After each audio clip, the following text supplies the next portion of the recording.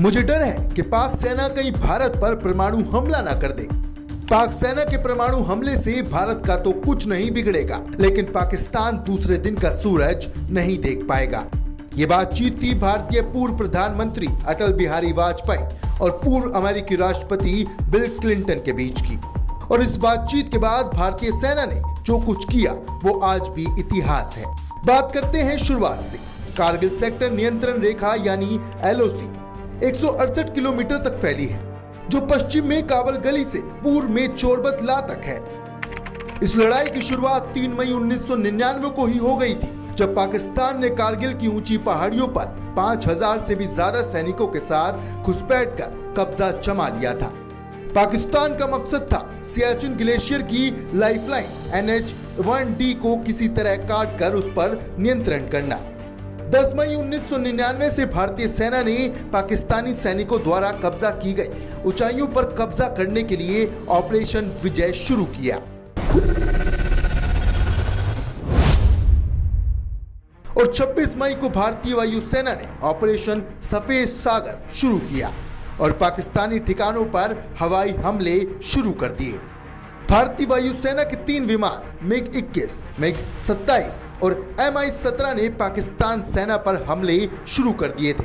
9 जून 1999 तक भारतीय सेना ने बटालिक सेक्टर में 2 महत्वपूर्ण ठिकानों पर कब्जा कर लिया था और 4 जुलाई आते आते भारतीय सेना टाइगर हिल पर फिर से कब्जा कर चुकी थी। और 12 जुलाई को तब के पाकिस्तान के प्रधानमंत्री नवाज शरीफ ने भारत से बातचीत का प्रस्ताव रखा और इसके बाद 14 जुलाई 1999 को प्रधानमंत्री अटल बिहारी वाजपेयी ने ऑपरेशन विजय को सफल घोषित किया और पाकिस्तान के साथ बातचीत की शर्तें तय की। 26 जुलाई 1999 को कारगिल युद्ध की आधारिक तौर पर समाप्ति की घोषणा की गई और तब से ही 26 जुलाई को कारगिल विजय दिवस के रूप में मनाया जाने लगा। पर सवाल ये है कि इस युद्ध से भारतीय सेना ने क्या सबक लिया और तब से अब तक भारतीय सेना कितनी मजबूत हुई है। कारगिल की लड़ाई से सीख लेकर भारत ने सीमा पर सुरक्षा के लिए पुख्ता इंतजाम किए। सरकार ने एक तरफ जहां रक्षा बजट को और बढ़ाया, वहीं सेना की क्षमता बढ़ाने पर भी काम शुरू हुआ। साथ ही सीमा पर लगातार निगरानी की व्यवस्था की गई।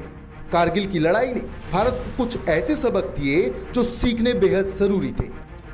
1999 की तरह अब कारगिल में पाकिस्तानी घुसपैठ और युद्ध की आशंका बिल्कुल नहीं है। पाकिस्तानी जहां से घुसपैठ करते थे उसे ढूंढा जा चुका है और वहां उनसे निपटने के लिए काउंटर घुसपैठ ब्रिगेड बनाए गए हैं। कारगिल के उन इलाकों में सेना की तैनाती 3 गुना बढ़ चुकी है। सर्दी के मौसम में अब पोस्ट को खाली नहीं छोड़ा जाता है। युद्ध के पहले कारगिल में LOC के पास भारतीय सेना का केवल 1 ब्रिगेड था। इसमें 3 यूनिटों में करीब 2500 सैनिक थे। LOC पर जोजिला और लेह के बीच करीब 300 किलोमीटर की सीमा की सुरक्षा का जिम्मा इनके ऊपर था। इतने बड़े इलाके की निगरानी के लिए ये संख्या बल काफी नहीं था, लेकिन घुसपैठ से पहले इसकी अहमियत को नहीं समझा गया था। इन इलाकों में सड़कों की कमी थी और कुछ सड़कों पर गाड़ी जाने की स्थिति नहीं थी। युद्ध सामग्री और निगरानी की तकनीक की भी कमी थी। इन कमियों को फायदा उठाकर पाकिस्तान ने घुसपैठ की थी। अब इन कमियों को पूरी तरह दुरुस्त कर दिया गया है। ऐसे में कारगिल में पाकिस्तान अब बिल्कुल घुसपैठ नहीं कर सकता। हथियारों की बात की जाए तो कारगिल युद्ध में इस्तेमाल हुई INSAS असॉल्ट राइफल, जिसका विकास 1980 के दशक के मध्य में शुरू हुआ। कारगिल युद्ध में इंसास इतनी विश्वसनीय साबित नहीं हुई और इसी कारण सेना इससे संतुष्ट नहीं थी। 2001 में भारतीय सेना की प्रतिक्रिया लेते हुए राइफल के एक एडवांस वर्जन को सेना में लाया गया, जिसका नाम INSAS 1B1 रखा गया। इसके बाद 2010 में AK-47 को सिक्योरिटी फोर्स में शामिल किया गया।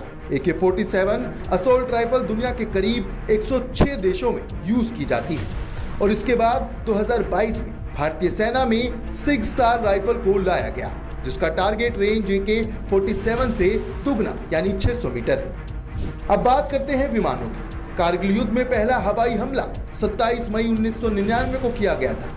इसे मिराज 2000 विमान द्वारा अंजाम दिया गया था।